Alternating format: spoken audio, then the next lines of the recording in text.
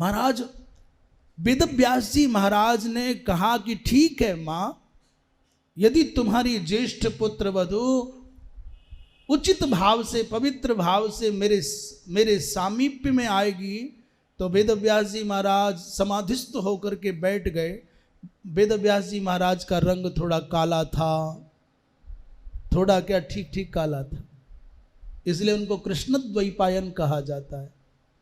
वेद व्यास जी महाराज के विषय में सोचा ही नहीं था माता अंबिका ने। जब माता सत्यवती ने प्रसंग रखा कि देवर आदि कोई, उसने सोचा कि भीष्मादिक होंगे शायद, ऐसा संकेत आता है। तो मन के अनुसार जो कल्पनाएं की थी, उन कल्पनाओं के अनुरूप व्यक्तित्व सामने नहीं है। बड़ी जो स्वरूप है, बिखरी हुई जटाएं, काला स्वरूप, तो भय के मारे माता अंबिका ने अपने नेत्र बंद कर लिए। ध्यान की अवस्था में महात्मा बैठे हैं और सम्मुख आके उनको आसीन होना है। उस स्वरूप को देख करके थोड़ा मन में अरुचि का भाव आ गया, आंखें बंद कर ली।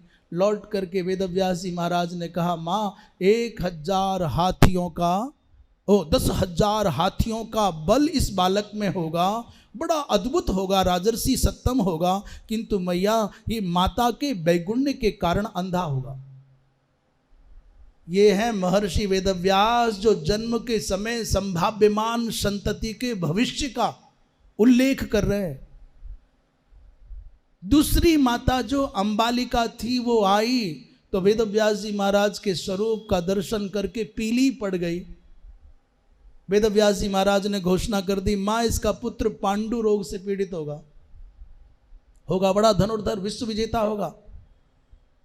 तीसरी बार सत्यवती माता ने पुनः प्रयत्न करने की बात कही तो अंबिका को समझाया। अंबिका स्वयं तो गई नहीं, अपनी धर्मशीला कोई साध्वी दासी थी जिसका संतों में बड़ा अनुराग था, वो गई। वो बड़ी श्रद्धा से वेदव्यास जी महाराज का अभिवादन करती और वेदव्यास जी महाराज ने कहा, माँ ये पुत्र तुम्हारा इस धरती का सबसे अधिक विद्वान सत्यनिष्ठ धर्मात्मा होगा, परंतु दासपुत्र होने के कारण राज्य का अधिकारी नहीं होगा। दासपुत्र कैसे हो गया वत्सीय? बोले दासी का पुत्र है, जिस अंबिका की तुम सोचती वो नहीं आए, दासी आई। इस सारे प्रकरण को इस रूप में समझें कि जैसे सुखदेव जी महाराज के जन्म के लिए माँ की आवश्यकता नहीं है, जैसे द्रौपदी के जन्म के लिए किसी माता पिता की आवश्यकता नहीं। यज्ञ कुंड से द्रौपदी और धृष्टद्युम्न प्रकट हो सकते हैं। आज भी अनेक प्रकरणों में देखने में आता है कि आज जो नई नई पद्धतियां निकल रही हैं उसमें माता पिता के समागम की आवश्यकता नहीं और सृष्टि का कोई ना कोई प्रकार आ रहा है। इसलिए बहुत सावधानी से श्रवण करने का विषय है। अमोघ वीर अमोघ संकल्प महात्मा भगवान व्यास जी महाराज के संकल्प से अंबिका को धृतराष्ट्र की प्राप्ति हुई और अंबालिका को पांडु की प्राप्ति हुई और तीसरे पुत्र के रूप में विदुर जी का जन्म हुआ। वृंदावन विहारी लाल की।